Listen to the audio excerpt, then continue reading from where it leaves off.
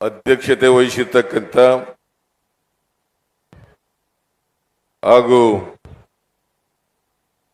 ರಾಜ್ಯದ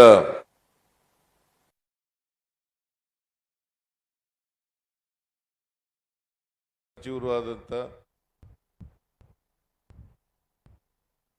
ನಿಮ್ಮೆಲ್ಲರ ಜನಪ್ರಿಯ ಶಾಸಕರೂ ಆದಂಥ ಡಾಕ್ಟರ್ ಎಂ.ಸಿ. ಸುಧಾಕರ್ ಅವರ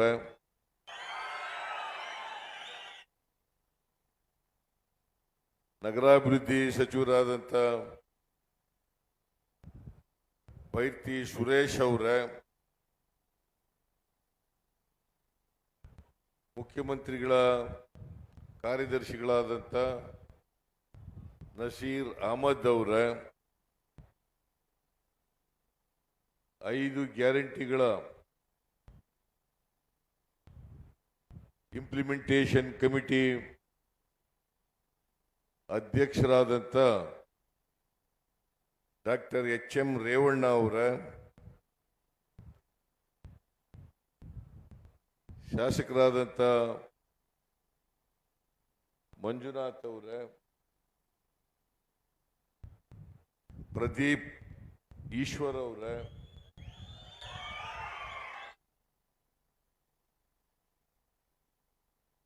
ಹಿರಿಯರಾದಂಥ ಹಾಗೂ ಶಾಸಕರಾದಂಥ ಶ್ರೀ ನಾರಾಯಣ ಸ್ವಾಮಿ ಅವರ ಸ್ವಾಮಿ ಗೌಡ ಅವರ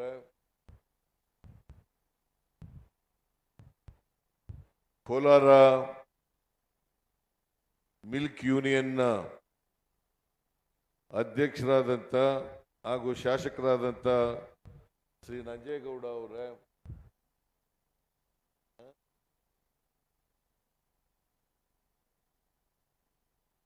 ವೇದಿಕೆ ಮೇಲಿರ್ತಕ್ಕಂಥ ಎಲ್ಲ ಆಹ್ವಾನಿತ ಗಣ್ಯರೇ,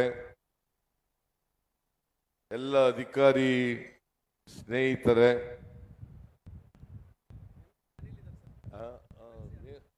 ಮೇಲ್ಮನೆಯ ಸದಸ್ಯರಾದಂಥ ಅನಿಲ್ ಕುಮಾರ್ ಅವರೇ,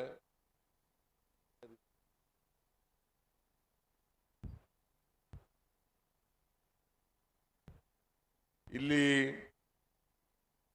ಇಷ್ಟೊಂದು ದೊಡ್ಡ ಸಂಖ್ಯೆಯಲ್ಲಿ ಆಗಮಿಸಿರ್ತಕ್ಕಂಥ ಎಲ್ಲ ಆತ್ಮೀಯ ಬಂಧುಗಳೇ, ತಾಯಂದಿರೇ, ಎಲ್ಲ ಯುವಕ ಮಿತ್ರರೇ, ಸುದ್ದಿ ಮಾಧ್ಯಮದ ಎಲ್ಲ ಗೆಳೆಯರೇ, ಇವತ್ತು ಚಿಂತಾಮಣಿ ವಿಧಾನಸಭಾ ಕ್ಷೇತ್ರದಲ್ಲಿ ಜಿಲ್ಲಾ ಆಡಳಿತದ ವತಿಯಿಂದ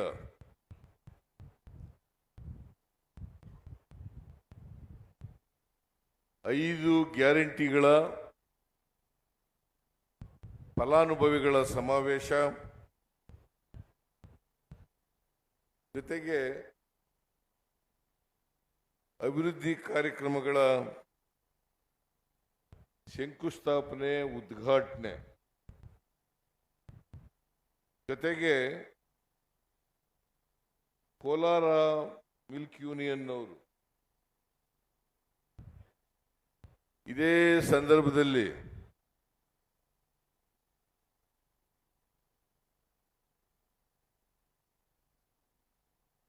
ಮೂರು ಕಾರ್ಯಕ್ರಮಗಳಿಗೆ ಶಂಕುಸ್ಥಾಪನೆ ನಡೀತಾ ಇದೆ. ಒಂದು 53 ಕೋಟಿಗಳ ವೆಚ್ಚದಲ್ಲಿ ಐಸ್ ಕ್ರೀಮ್ ಉತ್ಪಾದನಾ ಘಟಕ ಸ್ಥಾಪನೆ. ಎರಡನೇದು ಕೋಲಾರ ಮುಖ್ಯ ಡೇರಿ, ಮೆಗಾ ಡೇರಿ ಶೀತಲ ಕೇಂದ್ರಗಳು,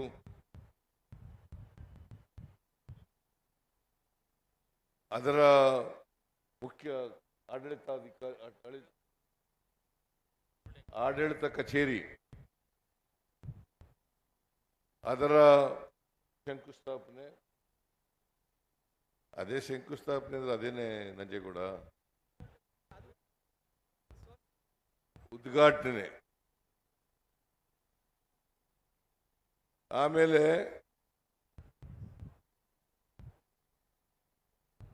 12 ಮೆಗಾವ್ಯಾಟ್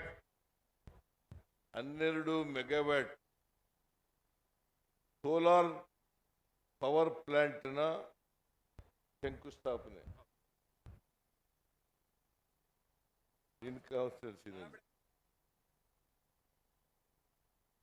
ಇವೆಲ್ಲಕ್ಕೂ ಕೂಡ ಇವತ್ತು ಚಿಂತಾಮಣಿನಲ್ಲಿ ಕಾರ್ಯಕ್ರಮಗಳನ್ನು ಹಮ್ಮಿಕೊಂಡಿದ್ದೀವಿ.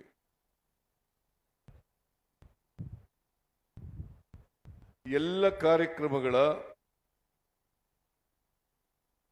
ಉದ್ಘಾಟನೆಯನ್ನ ಅತ್ಯಂತ ಸಂತೋಷದಿಂದ ನೆರವೇರಿಸಿದ್ದೇನೆ ಅಂತಕ್ಕಂಥ ಮಾತುಗಳನ್ನು ಹೇಳಲಿಕ್ಕೆ ಬಯಸ್ತಾ ಇದ್ದೇನೆ.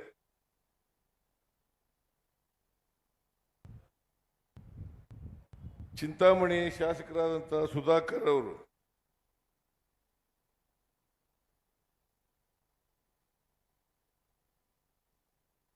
ಬಹಳ ಕ್ರಿಯಾಶೀಲ ಮಂತ್ರಿ.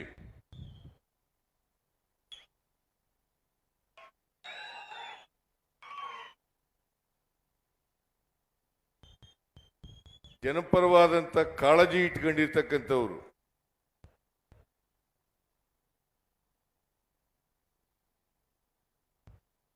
ಅವರು ಉನ್ನತ ಶಿಕ್ಷಣ ಸಚಿವರಾಗಿ ಬಹಳ ಉತ್ತಮ ರೀತಿಯಲ್ಲಿ ಕೆಲಸ ಮಾಡ್ತಾ ಇದ್ದಾರೆ.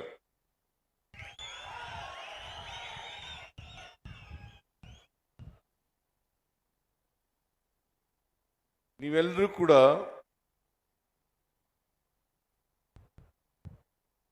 ಒಬ್ಬ ಕ್ರಿಯಾಶೀಲ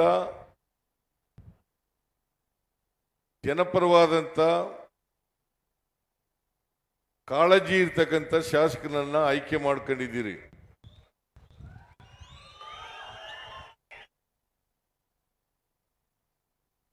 ಅವರಿಗೆ ರಾಜಕೀಯದಲ್ಲಿ ಇನ್ನು ಮುಂದಿನ ದಿನಗಳಲ್ಲಿ ಭವಿಷ್ಯ ಇದೆ ಅಂತೇಳಿ ನಾನು ಈ ಸಂದರ್ಭದಲ್ಲಿ ಹೇಳಲಿಕ್ಕೆ ಬಯಸ್ತಾ ಇದ್ದೇನೆ.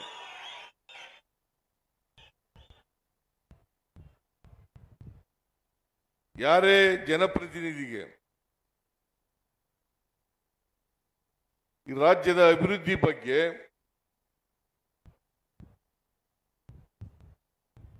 ಕ್ಷೇತ್ರದ ಅಭಿವೃದ್ಧಿ ಬಗ್ಗೆ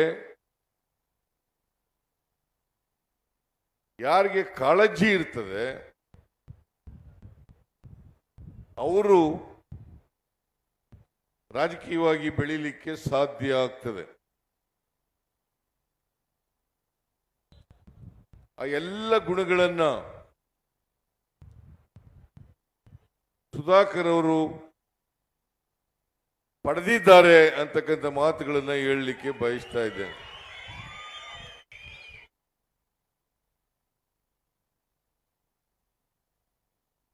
ನಿಮಗೆಲ್ಲ ಗೊತ್ತಿದೆ, ಚುನಾವಣಾ ಪೂರ್ವದಲ್ಲಿ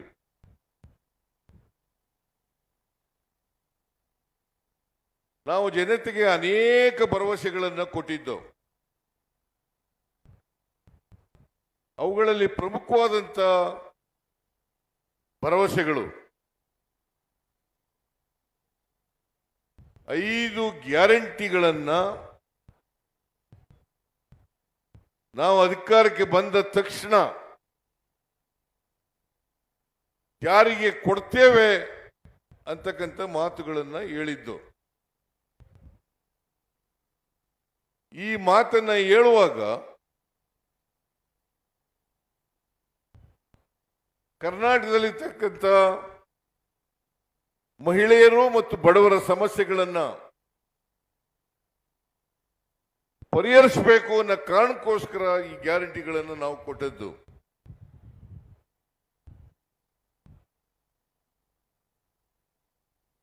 ಇವತ್ತು ಕೇಂದ್ರ ಸರ್ಕಾರದ ನೀತಿಯಿಂದ ಬೆಲೆ ಏರಿಕೆ ಆಗಿದೆ.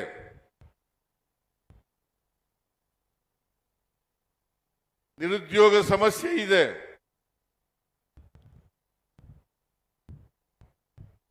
ರೈತರು ಅನೇಕ ಕಷ್ಟಗಳನ್ನು ಎದುರಿಸ್ತಾ ಇದ್ದಾರೆ. ಈ ಕಾರಣಕ್ಕೋಸ್ಕರ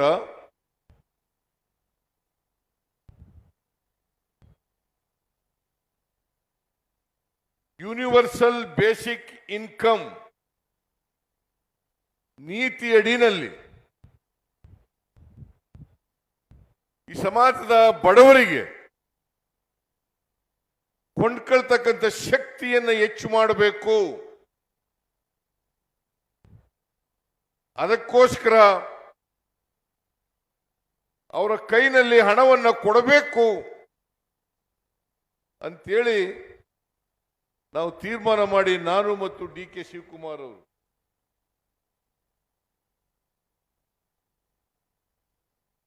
ರುಜುವು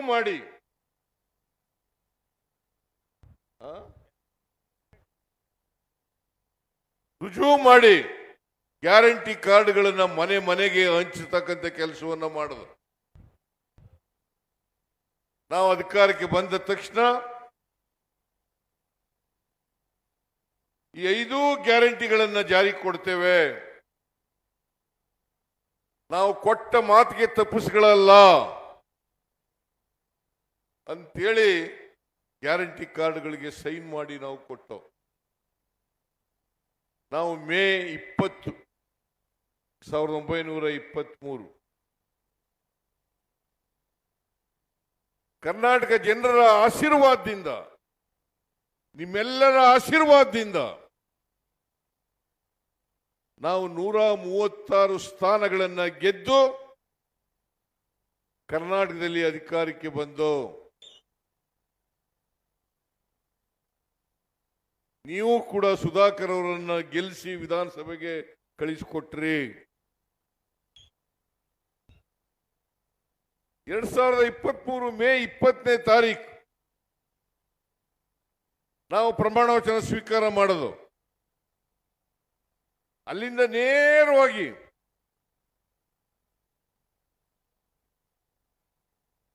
ವಿಧಾನಸೌಧದ ಕ್ಯಾಬಿನೆಟ್ ಹಾಲ್ನಲ್ಲಿ ತೀರ್ಮಾನವನ್ನು ಮಾಡೋದು.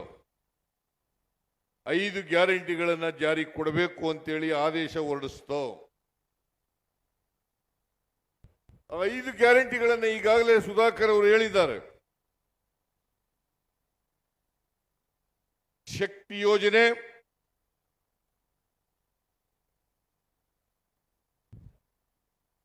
ಗೃಹ ಜ್ಯೋತಿ,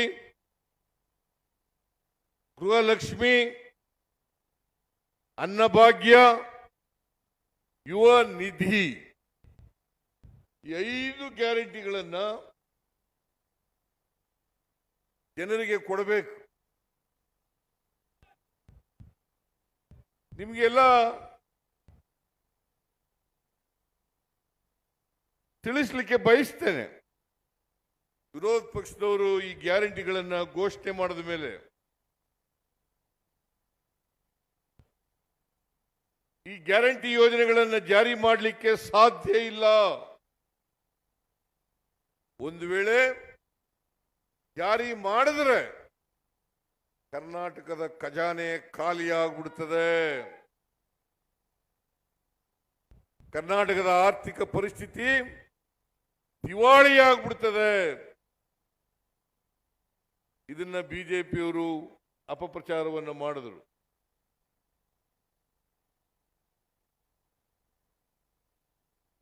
ಇನ್ನೂ ಒಂದು ಅಪಪ್ರಚಾರವನ್ನು ಮಾಡಿದ್ರು.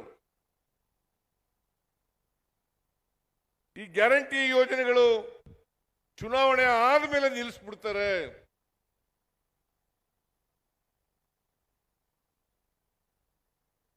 ಈ ರಾಜ್ಯದ ಜನ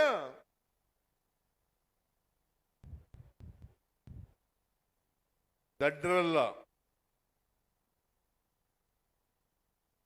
ಬಿಜೆಪಿಯವರು ತಿಳ್ಕೊಂಡಿದ್ದಾರೆ ಈ ರಾಜ್ಯದ ಜನರನ್ನ ದಾರಿ ತಪ್ಪಿಸಬಹುದು, ಸುಳ್ಳು ಹೇಳಿ ನಂಬಿಸಬಹುದು ಅಂತೇಳಿ ತಿಳ್ಕೊಂಡಿದ್ದಾರೆ. ಆದರೆ ಬಿಜೆಪಿಯವರು ಜನರನ್ನ ದಾರಿ ತಪ್ಪಿಸೋದ್ರ ಬದಲು ಅವರೇ ಮೂರ್ಖರಾಗಿದ್ದಾರೆ ಅಂತಕ್ಕಂಥ ಮಾತುಗಳನ್ನು ಹೇಳಲಿಕ್ಕೆ ಬಯಸ್ತಾ ಇದ್ದೇನೆ. ಇವತ್ತು ಇಲ್ಲೆಲ್ಲ ನೋಡಿದ್ದೀರಿ, ಅಭಿವೃದ್ಧಿ ಕೆಲಸಗಳಿಗೆ ಶಂಕುಸ್ಥಾಪನೆ ಮತ್ತು ಉದ್ಘಾಟನೆ ಮಾಡ್ತಕ್ಕಂಥ ಕೆಲಸ ಮಾಡಿದ್ದೀವಿ.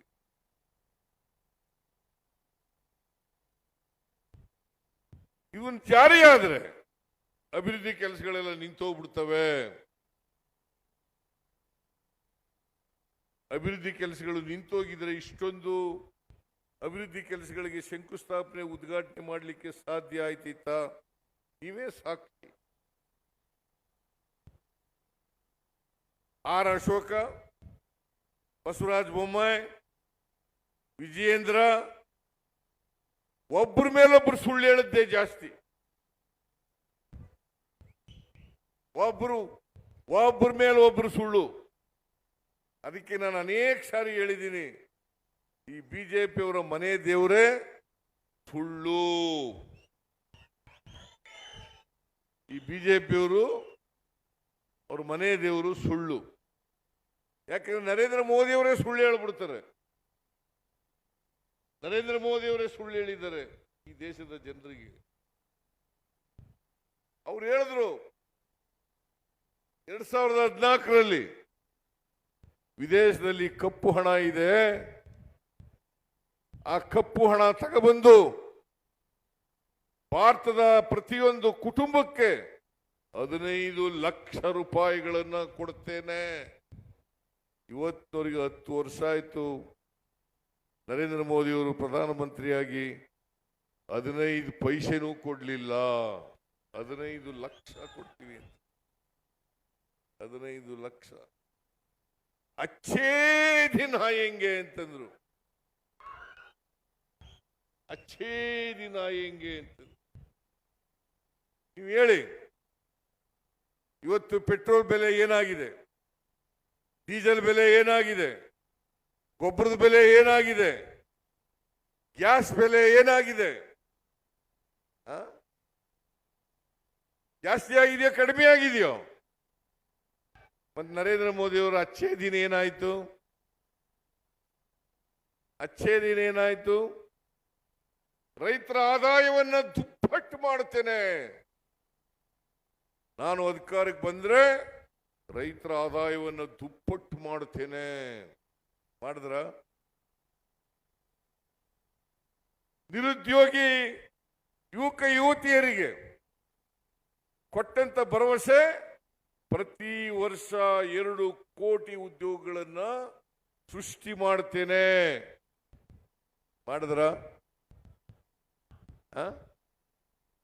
ನರೇಂದ್ರ ಮೋದಿ ಏನ್ ಬಿಜೆಪಿಯವರು ಹಾಡಿ ಹೊಗಳ್ತಾರೆ, ನಮ್ಮ ಇತ್ತೀಚೆಗೆ ದೇವೇಗೌಡರು ಹೊಗಳಕ್ ಶುರು ಮಾಡ್ಕೊಬಿಟ್ಟರು. ಇತ್ತೀಚೆಗೆ ದೇವೇಗೌಡರು ಏನ್ ಹೇಳ್ತಾರೆ ಅಂತಂದ್ರೆ, ಇದೇ ದೇವೇಗೌಡರು ನಾನು ಏನಾದ್ರೂ ಮುಂದಿನ ಜನ್ಮದಲ್ಲಿ ಹುಟ್ಟದಾದ್ರೆ ಮುಸಲ್ಮಾನ್ ಆಗಿ ಹುಟ್ಟತೀನಿ ಅಂತ ಹೇಳಿದ್ರು. ಇದೇ ದೇವೇಗೌಡರು ಮುಸಲ್ಮಾನ್ ಆಗಿ ಹುಟ್ಟತೀನಿ. ಯಾಕಂತಂದ್ರೆ ಬಿಜೆಪಿಯವರು ಜಾತಿವಾದಿಗಳು, ಕೋಮುವಾದಿಗಳು. ಅದಕ್ಕೋಸ್ಕರ ಯಾವ ಕಾರಣಕ್ಕೂ ಕೂಡ ಬಿಜೆಪಿ ಜೊತೆ ಸೇರಲ್ಲ. ನರೇಂದ್ರ ಮೋದಿ ಏನಾದ್ರು ಈ ದೇಶದ ಪ್ರಧಾನಮಂತ್ರಿ ಆಗ್ಬಿಟ್ರೆ, ಕಳೆದ ಲೋಕಸಭಾ ಚುನಾವಣೆಯಲ್ಲಿ ಹೇಳಿದ್ದು 2019ರಲ್ಲಿ ನಾನು ಈ ದೇಶನೇ ಬಿಟ್ಟು ಹೋಗ್ತೀನಿ ಅಂತ ಹೇಳಿದ್ರು. ಈಗ ನರೇಂದ್ರ ಮೋದಿಯವರು ನಮ್ದು ಸಂಬಂಧ ಬಹಳ ಹಳೇ ಸಂಬಂಧ, ಅವಿನಾಭಾವ ಸಂಬಂಧ.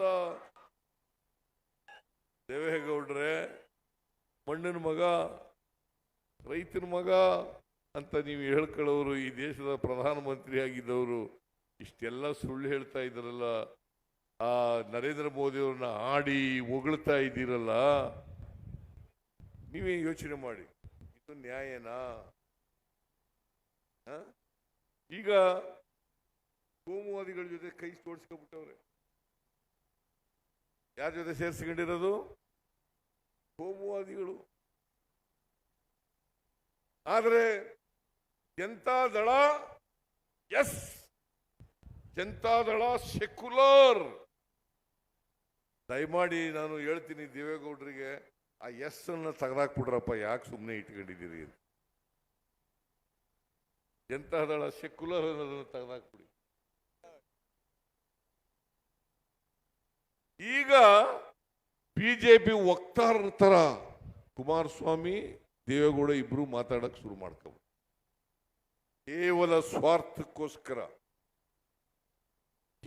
ಸ್ವಾರ್ಥಕ್ಕೋಸ್ಕರ ಬಿಜೆಪಿ ಜೊತೆ ಶಾಮೀಲಾಗಿ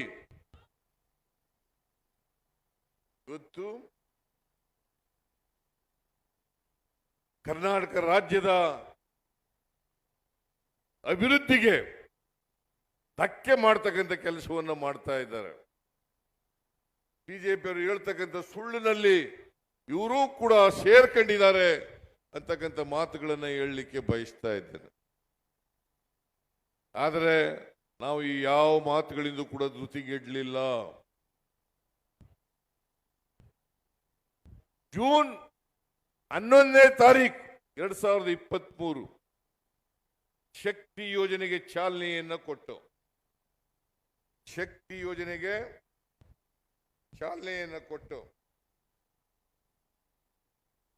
ಇವತ್ತಿನವರಿಗೆ 170 ಕೋಟಿ, ರಾಜ್ಯದಲ್ಲಿ 170 ಕೋಟಿ ಮಹಿಳೆಯರು ಉಚಿತವಾಗಿ ಬಸ್ನಲ್ಲಿ ಪ್ರಯಾಣ ಮಾಡಿದ್ದಾರೆ.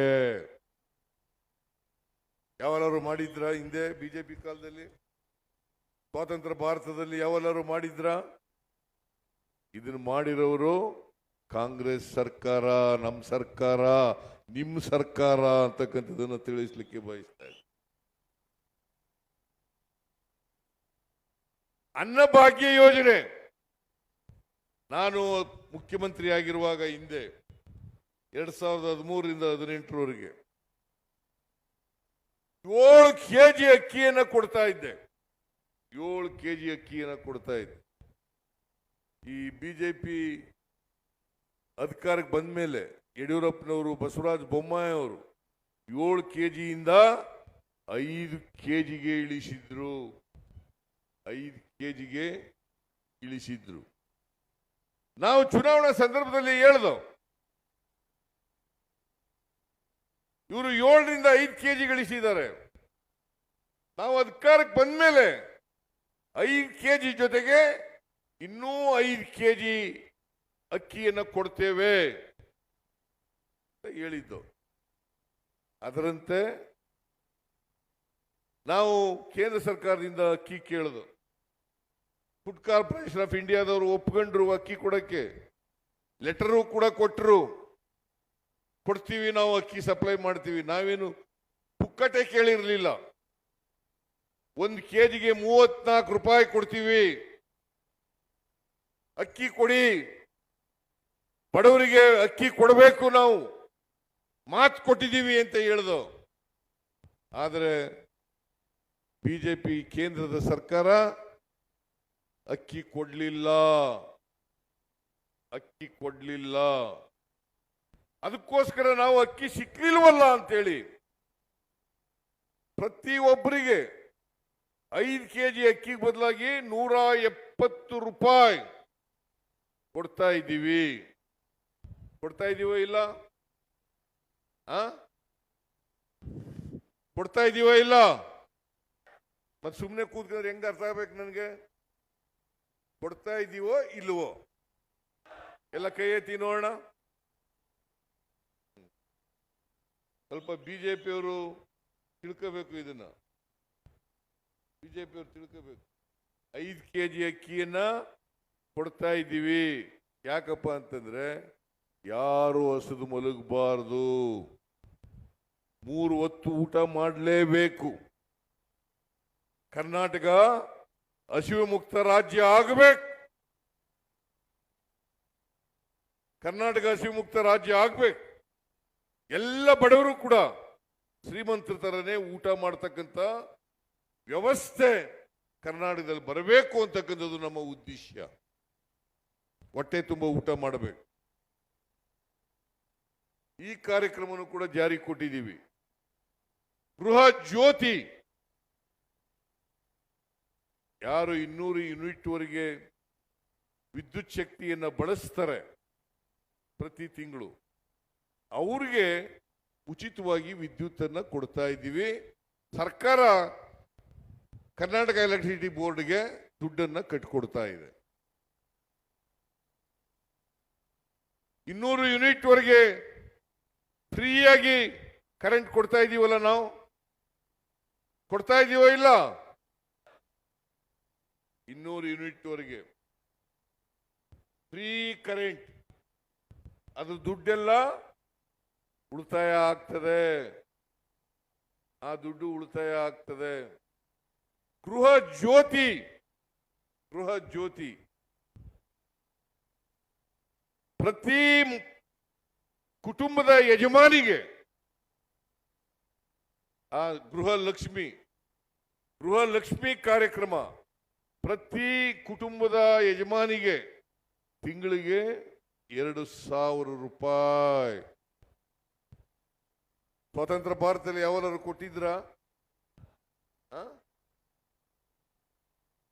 ಸುಮಾರು 1,17,00,000 ಕುಟುಂಬಗಳಿಗೆ, ಮಹಿಳೆಯರಿಗೆ ತಿಂಗಳಿಗೆ 2,000 ರೂಪಾಯಿ, ಪ್ರತಿ ತಿಂಗಳಿಗೂ 2,000 ರೂಪಾಯಿ. ಫ್ರೀ ಬಸ್, ಫ್ರೀ ಕರೆಂಟ್, 2,000 ರೂಪಾಯಿ, 5 kg ಅಕ್ಕಿ, ಜೊತೆಗೆ ಯುವ ನಿಧಿ. ಯಾರು 2022-23 ಪಾಸ್ ಆಗಿರ್ತಾರೆ, ಅವರು ಡಿಗ್ರಿ ಹೋಲ್ಡರ್ಸ್ ಇರ್ಬೋದು, ಡಿಪ್ಲೊಮಾ ಹೋಲ್ಡರ್ಸ್ ಇರ್ಬೋದು. ಯಾರಿಗೆ 6 ತಿಂಗಳಲ್ಲಿ ಕೆಲಸ ಸಿಕ್ಕಲ್ಲ, ಅವರಿಗೆ 2 ವರ್ಷದವರೆಗೆ ಡಿಗ್ರಿ ಹೋಲ್ಡರ್ಸ್ಗಳಿಗೆ 3,000 ರೂಪಾಯಿ, ಡಿಪ್ಲೊಮಾ ಹೋಲ್ಡರ್ಸ್ ಅವರಿಗೆ 1,500 ರೂಪಾಯಿ ಈಗಾಗಲೇ ಕೊಡ್ಲಿಕ್ಕೆ ಪ್ರಾರಂಭ ಮಾಡಿದ್ದೀವಿ. ಜನವರಿಯಿಂದ ಈಗಾಗಲೇ ಕೊಟ್ಟಿದ್ದೀವಿ. ಇಲ್ಲೂ ಕೂಡ ಚಿಂತಾಮಣಿ ತಾಲೂಕಿನಲ್ಲೂ ಕೊಡ್ಲಿಕ್ಕೆ ಪ್ರಾರಂಭ ಮಾಡಿದ್ದೀವಿ. ಕೋಲಾರ ಜಿಲ್ಲೆನಲ್ಲೂ ಕೂಡ ಕೊಡ್ಲಿಕ್ಕೆ ಪ್ರಾರಂಭ ಮಾಡಿದ್ದೀವಿ. ಇಲ್ಲಿ 300 ಜನಕ್ಕೆ ಕೊಟ್ಟಿದ್ದೀವಿ. ಆಮೇಲೆ ಅದ್ರ ಜೊತೆಗೆ ಸ್ಕಿಲ್ ಡೆವಲಪ್ಮೆಂಟ್ ಟ್ರೈನಿಂಗ್ ಕೂಡ ಕೊಡ್ತೀವಿ.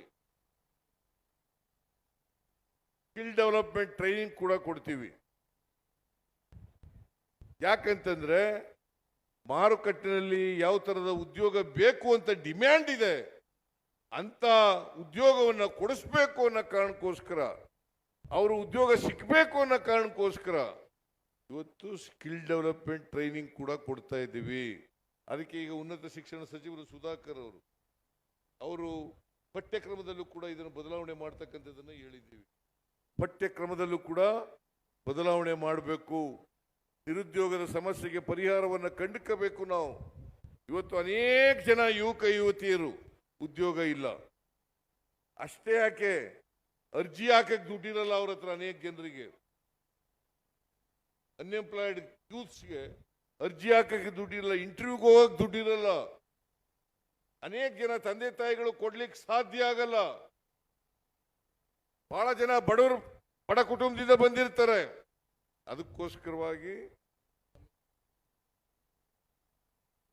ಅದಕ್ಕೋಸ್ಕರ ಸ್ಕಿಲ್ ಡೆವಲಪ್ಮೆಂಟ್ ಇಲಾಖೆ ವತಿಯಿಂದ ಸ್ಕಿಲ್ ಡೆವಲಪ್ಮೆಂಟ್ ಟ್ರೈನಿಂಗ್ ಕೂಡ ಕೊಡ್ತೀವಿ. ಇತ್ತೀಚೆಗೆ ಬೆಂಗಳೂರು ಅರಮನೆಯಲ್ಲಿ ಉದ್ಯೋಗ ಮೇಳವನ್ನ ಆಚರಣೆ ಮಾಡಿದ್ದು. ಸುಮಾರು 10,000 ಉದ್ಯೋಗಗಳನ್ನ ಮಾಡಿಕೊಟ್ಟು, 10,000 ಉದ್ಯೋಗಗಳು, ಸುಮಾರು 80,000 ನಿರುದ್ಯೋಗಿಗಳು ಭಾಗವಹಿಸಿದರು, ಯುವಕ ಯುವತಿಯರು ಭಾಗವಹಿಸಿದರು. ಅದರಲ್ಲಿ ಸುಮಾರು 10,000 ಉದ್ಯೋಗ ಸಿಕ್ತು. ಹಿಂದೆ ಮಾಡಿದ್ರ ಬಿಜೆಪಿ ಸರ್ಕಾರ? ಮಾಡಿರಲಿಲ್ಲ. ಹೀಗೆ 5 ಗ್ಯಾರಂಟಿಗಳನ್ನ ಜಾರಿಗೆ ಕೊಟ್ಟು ಇವತ್ತು 1,20,000 ಕುಟುಂಬಗಳು 1,20,00,000 ಕುಟುಂಬಗಳು ಇದರ ಲಾಭವನ್ನ ಪಡಿತಾ ಇದ್ದಾವೆ. ಇದರ ಲಾಭವನ್ನ ಪಡಿತಾ ಇದ್ದಾರೆ. ಇಲ್ಲಿ ಎಷ್ಟು ಜನ ಪಡಿತಾ ಇದ್ದಾರೆ? DC ಎಷ್ಟು ಜನ ಪಡಿತಾ ಇದ್ದಾರೆ ಇಲ್ಲಿ? ಬರೀ ಚಿಂತಾಮಣಿ ತಾಲೂಕಿನಲ್ಲಿ 3 ಲಕ್ಷಕ್ಕೂ ಹೆಚ್ಚು ಜನರು ಜಿಲ್ಲೆನಲ್ಲಿ 3 ಲಕ್ಷಕ್ಕೂ ಹೆಚ್ಚು ಜನರು ಇದರ ಲಾಭವನ್ನ ಪಡಿತಾ ಇದ್ದಾರೆ. 3 ಲಕ್ಷಕ್ಕೂ ಹೆಚ್ಚು ಜನರಿಗೆ ಎಲ್ಲ ಜಾತಿ ಎಲ್ಲ ಧರ್ಮ ಅಷ್ಟೇ ಯಾಕೆ ಬಿಜೆಪಿಲಿರತಕ್ಕಂಥ ಬಡವರಿಗೂ ಕೂಡ ಕೊಡ್ತಾ ಇದ್ದೀವಿ. ಬಿಜೆಪಿ JDS ಅವ್ರಿಗೂ ಕೂಡ ಕೊಡ್ತಾ ಇದ್ದೀವಿ. ಪಕ್ಷಾತೀತವಾಗಿ ಜಾತ್ಯತೀತವಾಗಿ ಎಲ್ಲ ಬಡವರಿಗೂ ಕೂಡ ಶಕ್ತಿ ತುಂಬತಕ್ಕಂಥ ಕೆಲಸವನ್ನ ಮಾಡ್ತಾ ಇದ್ದೀವಿ. ಇದರಿಂದ 4 ಕೋಟಿ ಸುಮಾರು 60 ಲಕ್ಷ ಜನರು ಇದರ ಲಾಭವನ್ನ ಪಡಿತಾ ಇದ್ದಾರೆ.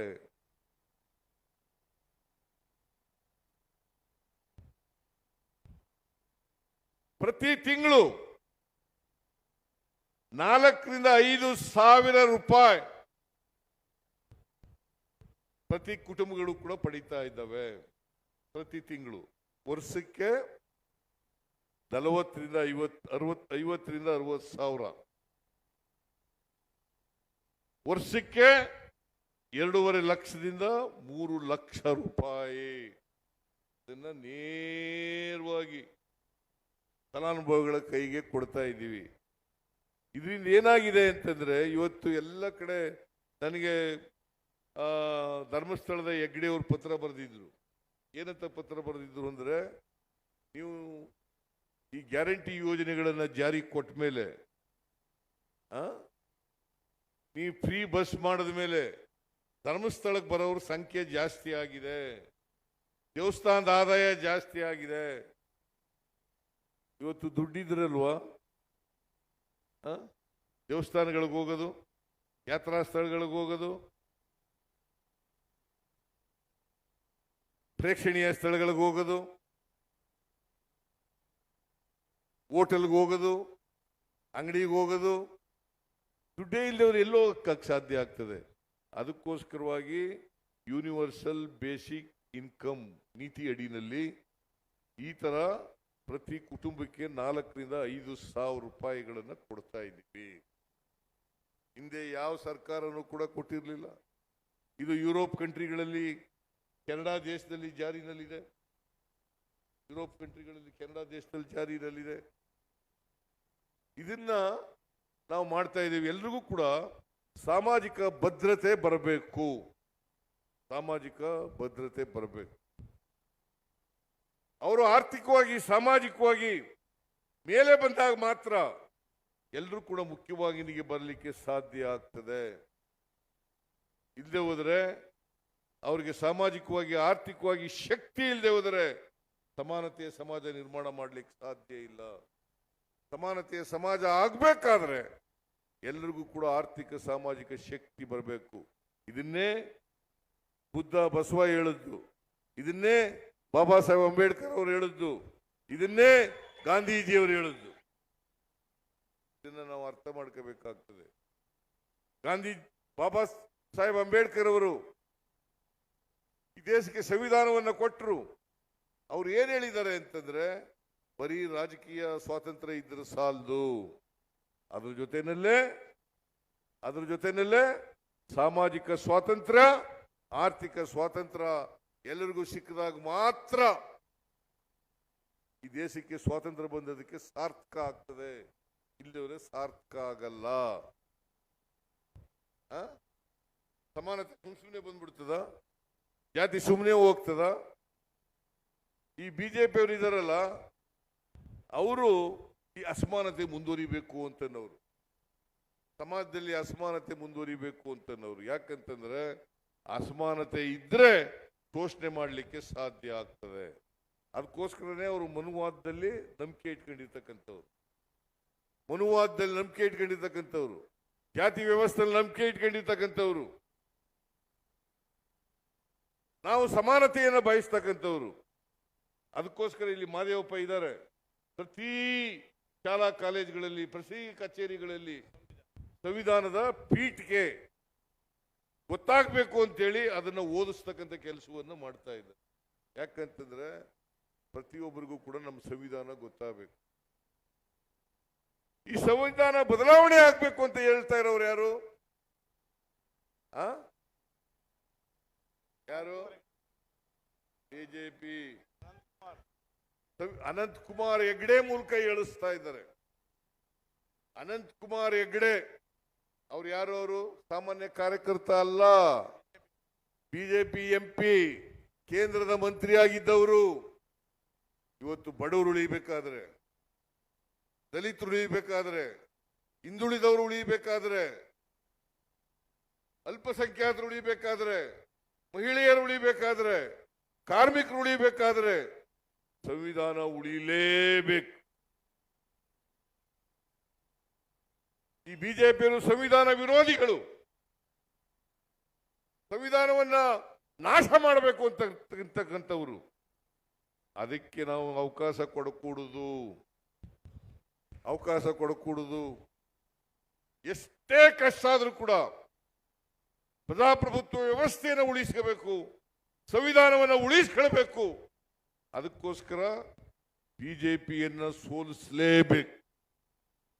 ಬರ್ತಕ್ಕಂಥ ಲೋಕಸಭಾ ಚುನಾವಣೆಯಲ್ಲಿ ಬಿಜೆಪಿ ಅಭ್ಯರ್ಥಿಯನ್ನ ಸೋಲಿಸಲೇಬೇಕು. ಯಾವ ಎನ್ಡಿಎ ಬಿಜೆಪಿ ಸೋಲಿಸ್ರೆ ಇಲ್ಲಿ ಯಾವ ಬಿಜೆಪಿ, ಇಲ್ಲಿ ಯಾವ ಎನ್ಡಿಎ?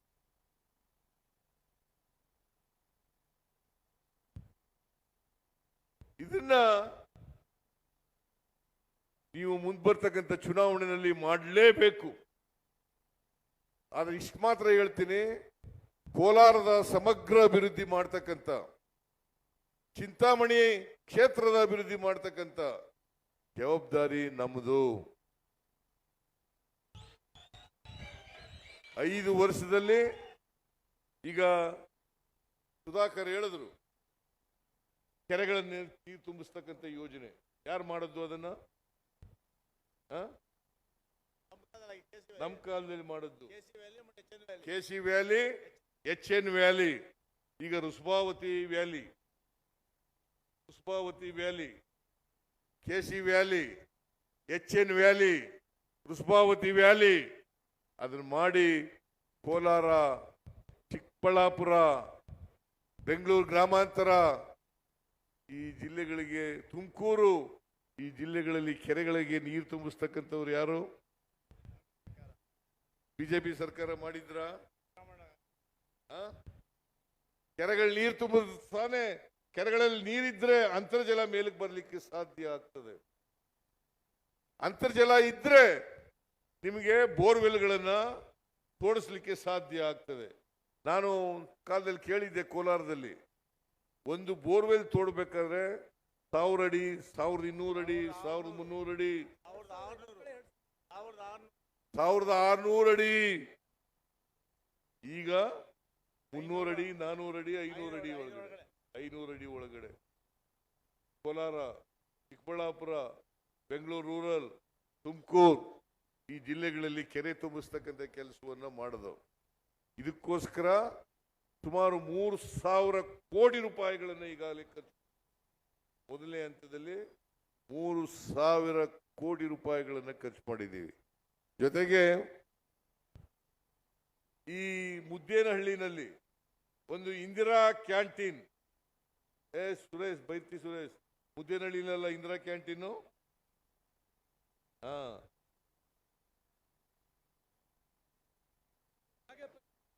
ಚಿಕ್ಕಬಳ್ಳಾಪುರ ಜಿಲ್ಲೆನಲ್ಲಿ 7 ಇಂದಿರಾ ಕ್ಯಾಂಟೀನ್ಗಳನ್ನ ಮಾಡಿಕೊಟ್ಟು ಈ ವರ್ಷ 188 ಇಂದಿರಾ ಕ್ಯಾಂಟೀನ್ಗಳನ್ನು ಹೊಸದಾಗಿ ತೆಗಿತಾ ಇದ್ದೇವೆ. ಹಳೇದು 210 ಇಂದಿರಾ ಕ್ಯಾಂಟೀನ್ಗಳಿದ್ದು ಈ ಬಿಜೆಪಿಯವರು ಇದಾರಲ್ಲ ಅದನ್ನ ನಿಲ್ಲಿಸ್ಬಿಡ್ತಕ್ಕಂಥ ಕೆಲಸ ಮಾಡಿದ್ರು. ಮತ್ತೆ ಪುನಶ್ಚೇತನ ಮಾಡಿ 400 ಇಂದಿರಾ ಕ್ಯಾಂಟೀನ್ಗಳನ್ನು ಇವತ್ತು ಕರ್ನಾಟಕ ರಾಜ್ಯದಲ್ಲಿ ತೆಗಿತಾ ಇದ್ದೇವೆ. ಯಾಕಂದ್ರೆ ಬಡವರಿಗೆ, ಕೂಲಿ ಕಾರ್ಮಿಕರಿಗೆ, ವಿದ್ಯಾರ್ಥಿಗಳಿಗೆ, ಹೊರಗಡೆಯಿಂದ ಬರ್ತಕ್ಕಂಥವರಿಗೆ ಅವ್ರಿಗೆಲ್ಲರಿಗೂ ಕೂಡ ಕಡಿಮೆ ದರದಲ್ಲಿ ತಿಂಡಿ ಊಟ ಸಿಗಬೇಕು ಅನ್ನೋ ಕಾರಣಕ್ಕೋಸ್ಕರ ಈ ಕಾರ್ಯಕ್ರಮಗಳನ್ನು ಮಾಡ್ತಾ ಇದ್ದೀವಿ. ಸೊ ಇದ್ರ ಜೊತೆಗೆ ಈಗಾಗಲೇ ಹೇಳಿದಾಗೆ ಕೋಲಾರ ಮಿಲ್ಕ್ ಯೂನಿಯನ್ ಅವರು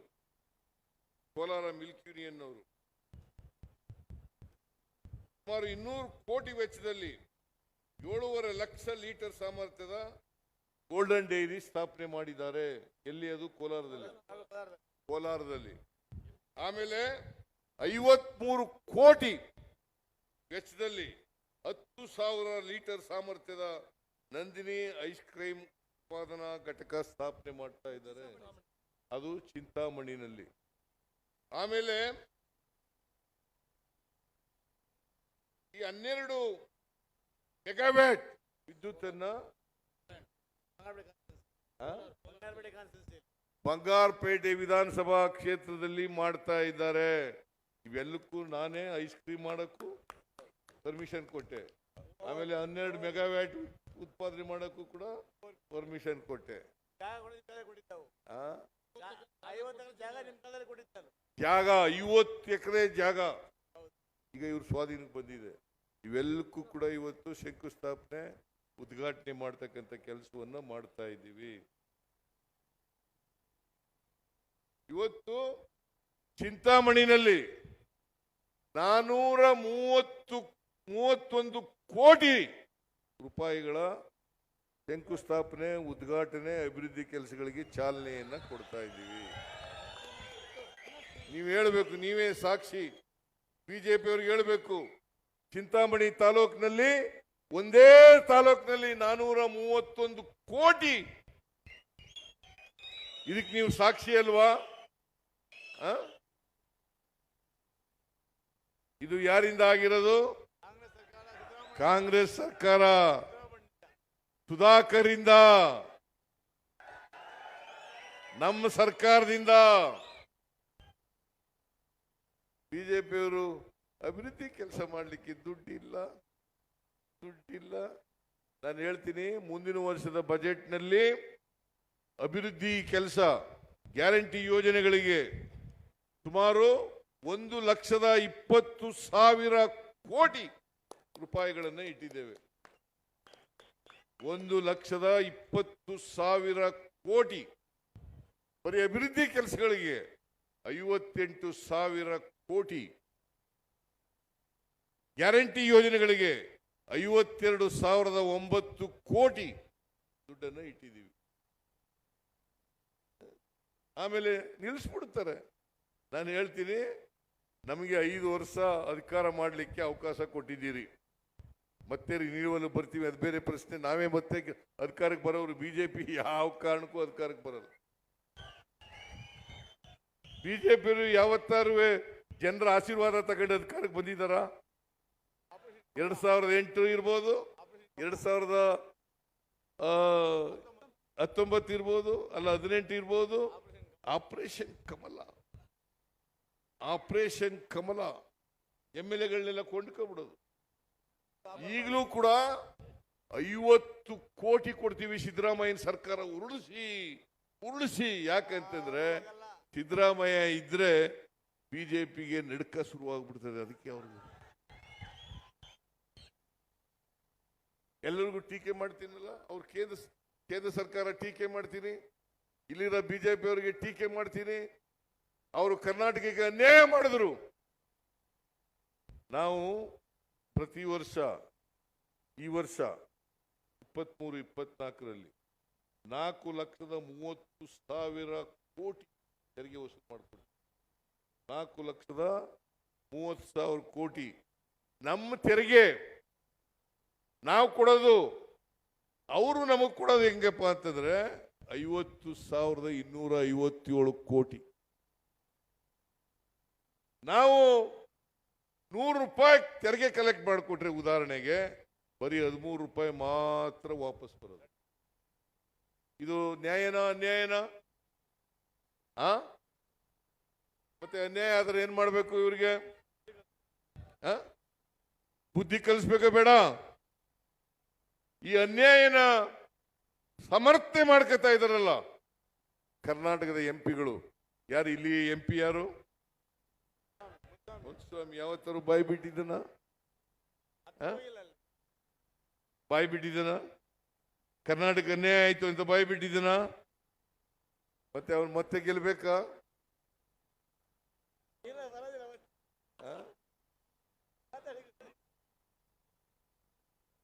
ಮತ್ತೆ ಗೆಲ್ಬೇಕ ಅವನು? ಯಾವ ಕಾರಣಕ್ಕೂ ಗೆಲ್ಲಬಾರದು, ಯಾವ ಕಾರಣಕ್ಕೂ ಗೆಲ್ಲಬಾರದು. ಇವತ್ತು ಪಾರ್ಲಿಮೆಂಟ್ ನಲ್ಲಿ ಬಾಯಿ ಬಿಡಿದ್ದೇನೆ.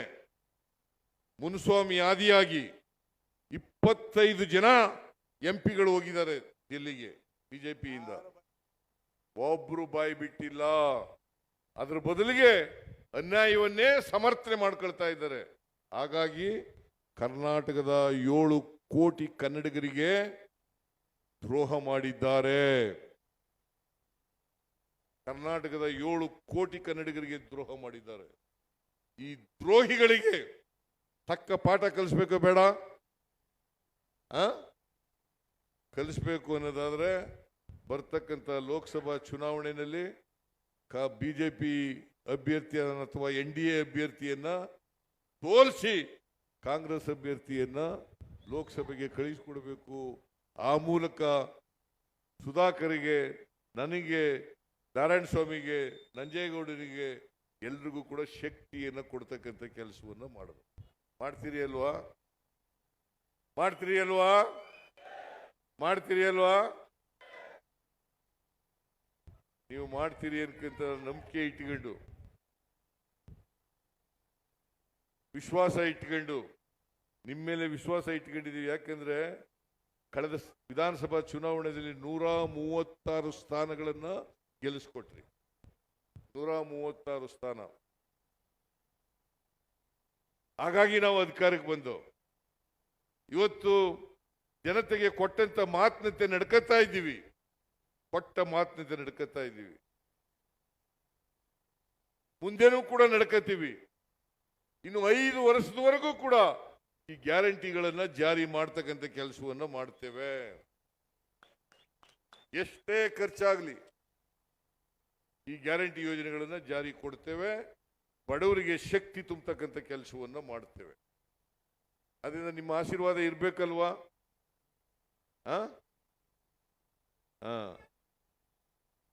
ನಿಮ್ಮ ಆಶೀರ್ವಾದ ಸದಾ ಯಾವಾಗಲೂ ಕೂಡ ಇರಲಿ ಅಂತೇಳಿ, ಮುಂದಿನ ಲೋಕಸಭಾ ಚುನಾವಣೆಯಲ್ಲೂ ಕೂಡ ಇರಲಿ ಅಂತೇಳಿ ಕೇಳ್ಕೊಂಡು ನಾನು ಈ ಕಾರ್ಯಕ್ರಮಗಳಿಗೆ ಈ ಫಲಾನುಭವಿಗಳ ಸಮಾವೇಶ ಮತ್ತು ಅಭಿವೃದ್ಧಿ ಕಾರ್ಯಕ್ರಮಗಳು ಶಂಕುಸ್ಥಾಪನೆ, ಉದ್ಘಾಟನೆ ಇದನ್ನ ಅತ್ಯಂತ ಸಂತೋಷದಿಂದ ಚಾಲನೆ ಕೊಟ್ಟಿದ್ದೇನೆ ಅಂತಕ್ಕಂಥ ಮಾತುಗಳನ್ನು ಹೇಳಿ, ತಾವೆಲ್ಲರೂ ಕೂಡ ಇಷ್ಟೊತ್ತಾದ್ರೂ ಕೂಡ ಕಾದು ಕೂತು ಈ ಕಾರ್ಯಕ್ರಮವನ್ನು ಯಶಸ್ವಿ ಮಾಡಿದ್ದೀರಿ. ಅದಕ್ಕೋಸ್ಕರ ನಿಮ್ಮೆಲ್ಲರಿಗೂ ಹೃತ್ಪೂರ್ವಕವಾದಂಥ ಧನ್ಯವಾದಗಳನ್ನು ಹೇಳಿ ನನ್ನ ಮಾತನ್ನು ಮುಗಿಸ್ತೇನೆ. ಜೈ ಹಿಂದ್, ಜೈ ಕರ್ನಾಟಕ.